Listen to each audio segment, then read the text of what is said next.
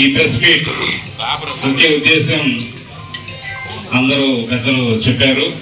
అయితే నేను క్లుప్తంగా ఒక 2 మాటల్లో ఈ ప్రెస్ మీట్ ముగిస్తాను. కావ్య కృష్ణారెడ్డి గారు కావలి అభ్యర్థి అనగానే ఈ ఒలుగు పుట్టిన వైసీపీకి ఏమి చేయాలో అర్థం కాక వాళ్ళు తికమక పడిపోతా ఉన్నారు. టీడీపీ నుంచి తీసుకోపోయాం ముగ్గురిని. వాళ్ళకి ఏ వార్డులు ఉన్నాయి? అన్నపూర్ణ సేనన్న ఏ వార్డులో ఇంతకు ముందు ఇన్ఛార్జిగా ఉన్నాడు, ఆయన ఏ వార్డులో పోటీ చేశాడు, ఏమైనా ఉందా? లేదు.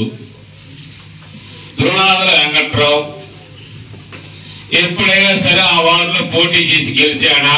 అతనికి ఏమన్నా స్థానికంగా బలం ఉందా? లేదు. ఆయన బాలమహారాడు శివాజీ, ఆయనది ఎవరే కాదు. ఏదో వైసీపీ నుంచి టీడీపీలోకి జనాలు వస్తా ఉన్నారు, దాన్ని కప్పిపుచ్చడానికి ఏదో కొద్దిగా చేయడానికి దాన్ని చేస్తా ఉన్నారు. మేము ఒకటే తెలియజేస్తా ఉన్నాం, ఇక్కడ బాలమహారాడు మాటికి దొంగరా. మేము ఇద్దరం కూడా దళిత సమస్యల పైన మేము పోరాడుతూ ఉంటాం. మాకు వ్యక్తిగతంగా వర్గీకరణ మీద పోరాడుతూ ఉన్నా, దళిత సమస్యలు వస్తే ఇద్దరం కలిసే మేము కానీ బాబురావు అన్న కానీ వెంకటేశ్వర అన్న కానీ దళిత ఐక్య కార్యాచరణ వేసుకొని కూడా ఈ నియోజకవర్గంలోనైతేనే ఈ జిల్లాలో అయితేనే పోరాటం చేస్తాం. ఆయన ఎప్పుడు 7 ఊళ్ళో ఒక అమ్మాయిని చేసుకున్నాడంట. ఆయన శివాజీ మాకు తెలీదు, ఆయన బాలికలు తీసుకున్నాడు. ఆయన మామోహన్ రాష్ట్ర అధ్యక్షుడు అనేది ఆయన ఇంటి మీద బోర్డు చూస్తున్నా మాకు తెలియలా.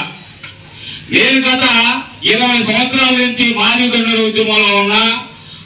మహానాడు అధ్యక్షులు తెలుసు, మాదిగొండల అధ్యక్షులు తెలుసు, అందరూ తెలుసు నాకు. మహానాడు అంటే ఎల్లంటి వెంకటేశ్వరుడు అంటారు, ఈయన కూడా మాకు తెలియదు.